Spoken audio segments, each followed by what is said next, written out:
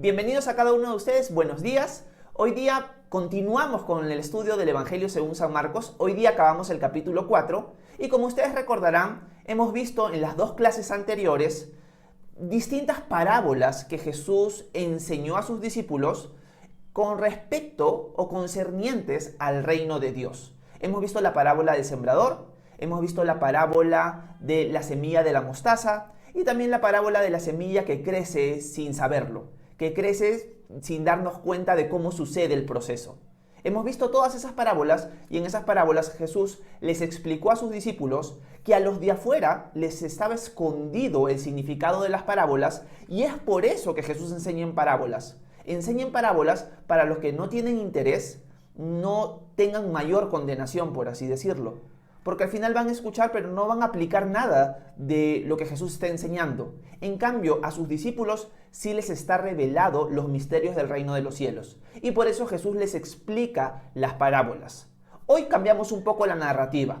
Hoy no van a ser parábolas, sino hoy día va a ser un evento que va a girar en torno a Jesús y a sus discípulos, que va a causar mucho estrés en la vida de ellos, pero que también podría estar causando estrés en nuestras vidas. Así que vamos a leer la parte final del capítulo 4 para ver a qué me refiero y a qué se refiere Marcos en esta narrativa. Leamos el capítulo 4, los versículos 35 en adelante. Dice Marcos continuando la narrativa: Ese mismo día, al caer la noche, Jesús le dijo a sus discípulos: Pasemos al otro lado. Despidió a la multitud y partieron con él en la barca donde estaba. También otras barcas lo acompañaron, pero se levantó una gran tempestad con vientos y de tal manera las olas azotaban la barca que éste estaba por inundarse. Jesús estaba en la popa y dormía sobre una almohada. Lo despertaron y le dijeron: Maestro, ¿acaso no te importa que estamos por naufragar? Jesús se levantó y reprendió al viento y dijo a las aguas: ¡Silencio! ¡A callar! Y el viento se calmó y todo quedó en completa calma. A sus discípulos les dijo: ¿Por qué tienen tanto miedo? ¿Cómo es que no tienen fe?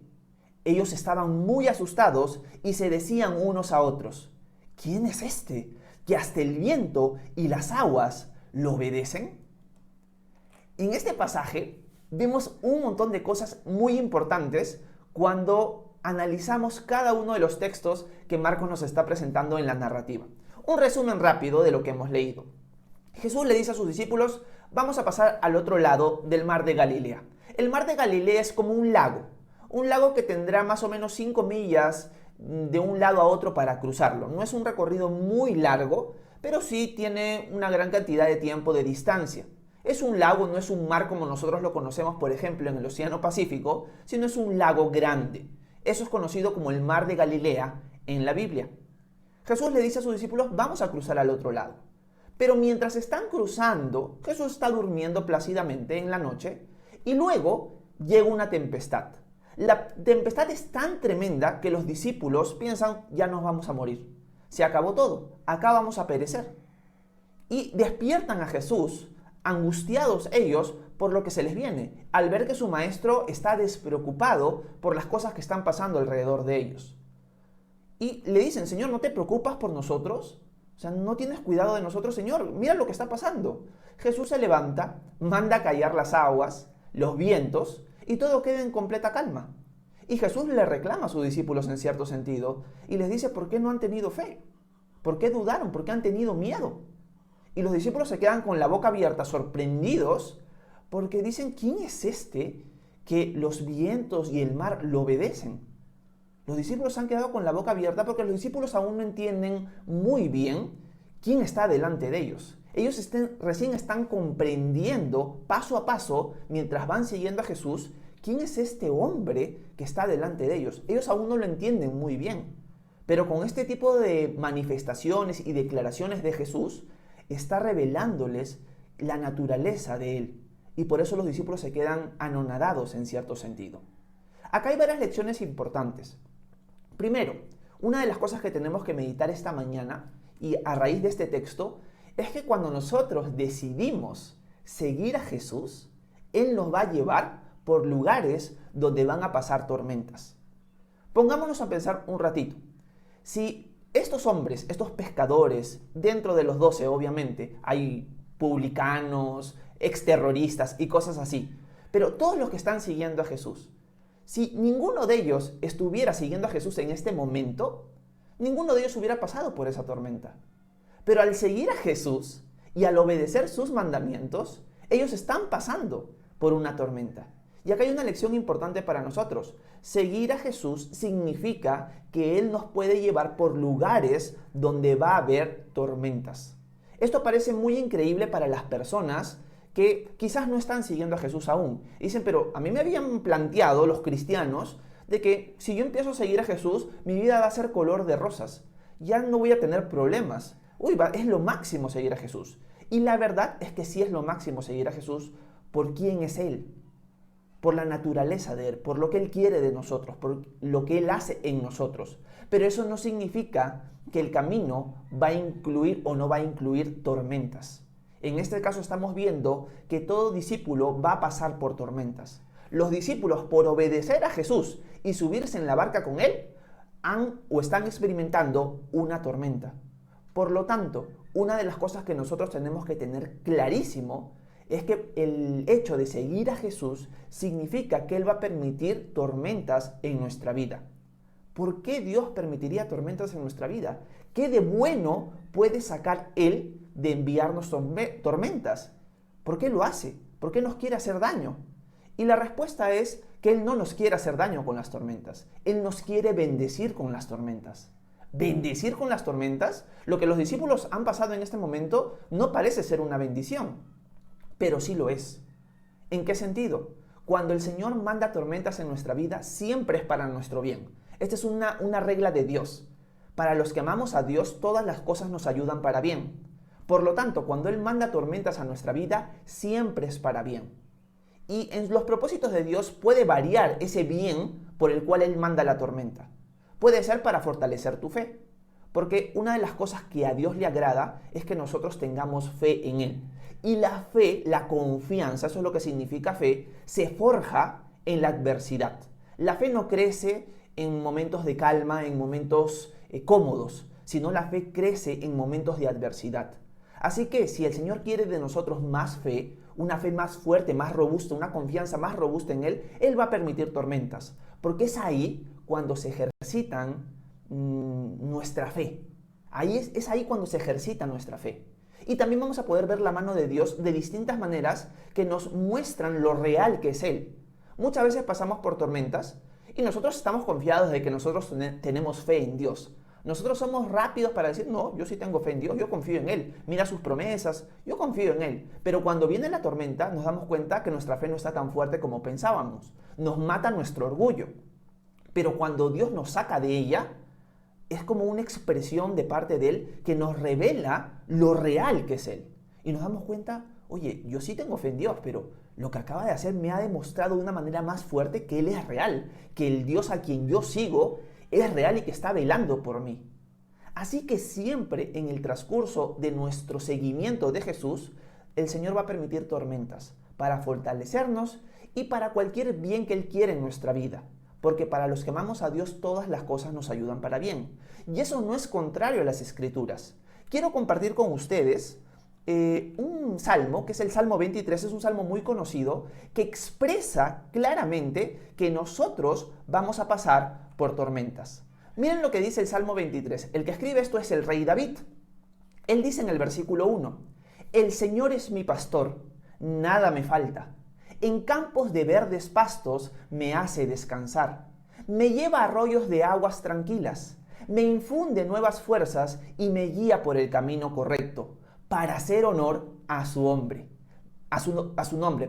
Miren lo que dice el versículo 4. Aunque deba yo pasar por el valle más sombrío, no temo sufrir daño alguno, porque tú estás conmigo. Con tu vara de pastor me infundes nuevo aliento. Me preparas un banquete a la vista de mis adversarios. Derramas perfume sobre mi cabeza y me colmas de bendiciones. Sé que tu bondad y tu misericordia me acompañarán todos los días de mi vida y que en tu casa, oh Señor, viviré por largos días. Si se dan cuenta, David está reconociendo que el seguir al Señor y que Él sea su pastor no significa que Él no va a pasar por un valle de sombra de muerte. Van a haber momentos en los cuales Él va a pasar por esos valles. Pero Él recuerda que Él tiene un buen pastor y que no va a temer cuando le toque pasar por esos lugares. El apóstol Pablo, cuando habla de la guerra espiritual, también va a decir que el día malo va a llegar. Y les quiero leer lo que dice Efesios capítulo 6, el versículo 13 nada más.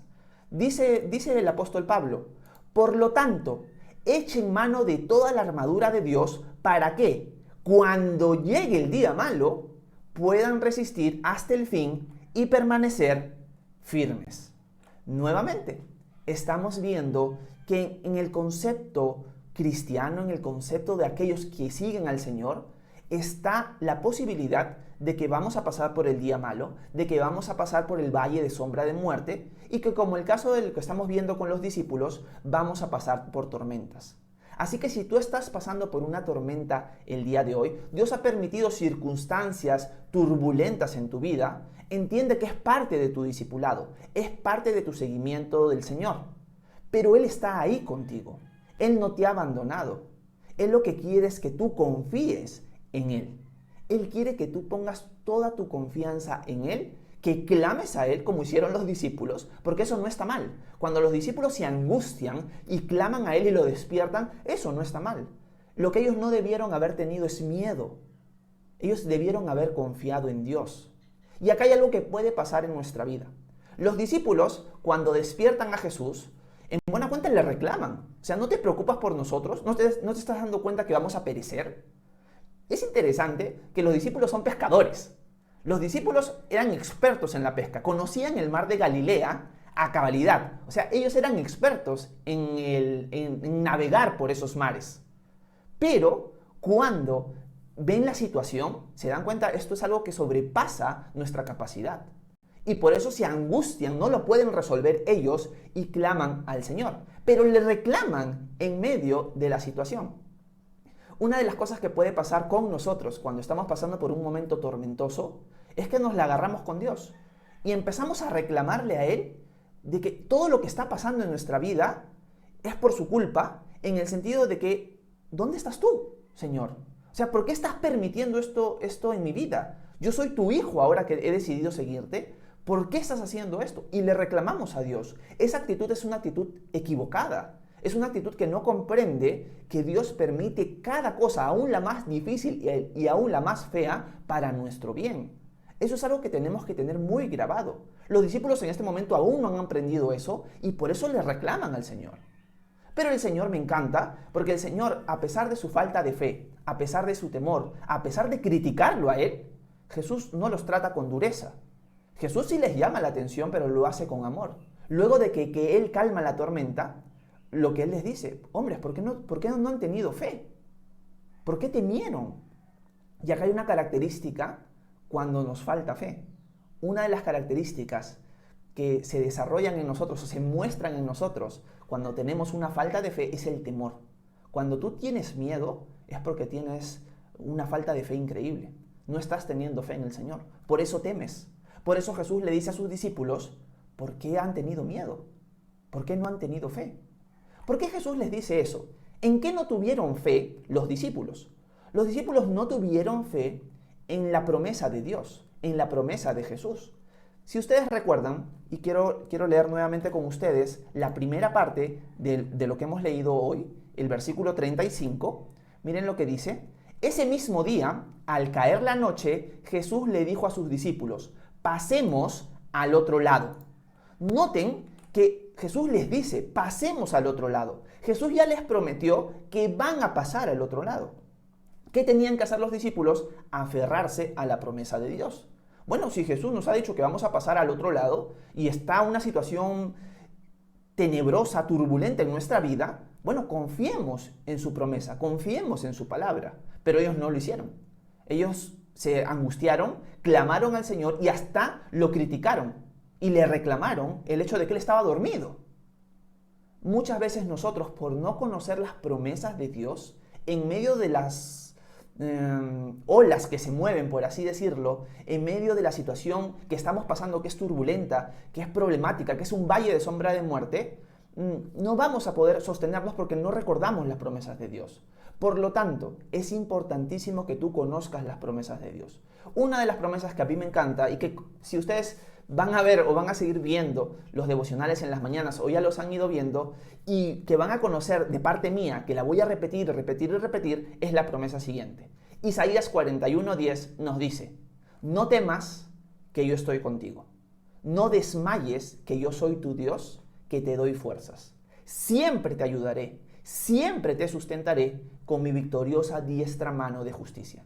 Cada vez que yo estoy pasando por un momento de angustia, por mi falta de fe, un momento de temor, por mi falta de fe, trato de recordar las promesas de Dios. Trato de recordar que para los que amamos a Dios, todas las cosas nos ayudan para bien. Romanos 8:28. Trato de recordar Isaías 41:10, que lo acabo de recitar. Porque eso me ayuda a anclar mi confianza en las promesas que Dios me ha hecho. Porque Él ya me ha demostrado en el transcurso de los años que lo voy siguiendo que Él es fiel. Así que una lección en la cual podemos meditar esta mañana es: ¿conozco las promesas de Dios? ¿Realmente me aferro a ellas cuando estoy pasando por el valle de sombra de muerte? Tengo que entender que voy a pasar por valles de sombra de muerte y Dios los está permitiendo para mi bien, para hacerme cada día más como Él. Pero cuando estoy en medio de esa tormenta, ¿recuerdo las promesas de Dios? ¿Recuerdo lo que los discípulos no recordaron, que era pasemos al otro lado? Una de las cosas que tenemos que hacer es conocer muy bien la palabra de Dios y aferrarnos a las promesas que Él nos ha dado. Es una lección que tenemos que meditar el día de hoy. Conoce, recuerda, recita, memoriza las promesas de Dios. Y en medio de las tormentas, recítalas, recuérdalas, clama a Él. No está mal que los discípulos clamaran al Señor, pero la actitud con la que ellos claman no es la correcta, es la equivocada. Me encanta porque Jesús no los critica, Jesús los corrige con amor, y eso es bonito, porque cuando fallas, porque vamos a fallar en algún momento, Jesús no te va a desechar por eso. Si yo fuera Jesús, yo les hubiera dicho: miren, han visto un montón de milagros y ahora me vienen con esta payasada, voy a escoger otros discípulos, se acabó con ustedes. Pero Jesús no hace eso. Jesús les dice: ¿por qué tuvieron miedo? Hombres de poca fe. Jesús les va a dar lecciones cada vez más a sus discípulos para ayudarlos a ellos a entender quién es Él y para que ellos puedan confiar en Él y ver esas bendiciones que Dios tiene para nosotros cuando descansamos en Él. Una vida descansada en Él, una vida triunfante, por así decirlo. Es lo que Él desea para nosotros a pesar de la tormenta. Una cosa que me viene a la mente a continuación, ya para ir cerrando, es que cuando pasamos por tormentas y, por así decirlo, pasamos la prueba, mantenemos la calma, mantenemos la fe, también somos un buen testimonio para los que nos rodean, porque ven que en nuestra vida no hay ese desespero, esa desesperanza en nosotros que hemos creído en Jesús. Y podrían decir las personas que nos rodean: oye, en una situación como la que tú estás pasando, yo me hubiera desesperado, yo hubiera entrado en pánico, pero veo en ti que hay calma. Y pueden ver tu fe en la práctica. Pueden ver que tú realmente crees en Dios. Pueden ver que tu Dios es alguien en el cual tú puedes confiar. Y pueden ver cómo Él después te saca de la tormenta. Y eso puede ser un testimonio para otros de que nuestro Dios es real y de que ellos también deberían confiar en Él.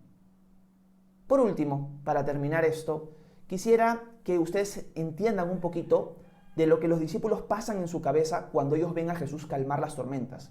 Porque Jesús calma la tormenta y los discípulos se quedan sorprendidos. ¿Por qué ellos se quedan sorprendidos de esto? No solo por el impacto de lo que ha pasado, sino también por lo que ellos entendían con respecto a Dios. Ellos conocían muy bien el Salmo 89. Y quiero leerles el Salmo 89 para que ustedes puedan entender un poquito lo que los discípulos pensaban. Miren el Salmo 89, los versículos 8 y 9 nada más. Esto está hablando acerca de Dios. Y dice lo siguiente: poderoso Señor, Dios de los ejércitos, ¿quién como tú? Tu fidelidad te rodea. Tú dominas la violencia del mar. Cuando sus ondas se agitan, tú las sosiegas. Una de las cosas que todo israelita entendía era que el único que podía calmar las tormentas, el mar, de esa manera era Dios mismo. Cuando Jesús hace esa manifestación de poder, porque es Jesús con su propia autoridad que lo hace, le está diciendo a los discípulos: yo soy el Dios de Israel. El que está delante de ustedes es Dios mismo. Yo soy el Señor. Yo soy el Dios de Israel.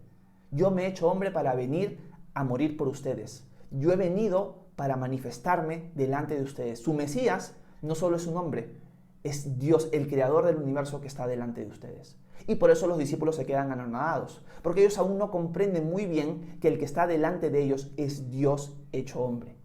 Así que una cosa que también tendríamos que meditar es que nosotros nos podemos relacionar ahora directamente con Dios por medio de Jesús. Él es el Dios creador. Así que cuando tú pones tu confianza en Jesús, estás poniendo tu confianza en Dios. Y cuando pones tu confianza en Dios y lo empiezas a seguir, vas a pasar tormentas para tu bien, pero vas a poder aferrarte a las promesas que Él tiene para ti en medio de ellas. Y las tormentas de Dios siempre son para nuestro bien en distintas cosas que Dios puede hacer. Para otros, para ti. Hay tantas cosas que Dios puede hacer en medio de la tormenta con nosotros, que cuando sales de ella, puedes darle la gloria a Dios y decir: he aprendido un montón, Señor, en esta tormenta. Gracias por la tormenta. Así que si estamos pasando por tormentas el día de hoy, recordemos lo que hemos meditado esta mañana. Aférrense a las promesas de Dios y luego van a poder darle la gloria a Dios cuando vean el resultado de ellas. Espero que esta meditación pequeña les haya servido para su edificación de ustedes, hayan comprendido un poquito más a Dios. Y si tienen alguna pregunta, algún comentario, algo que no haya quedado claro en lo que hemos leído, les leo en los comentarios. Muchas gracias.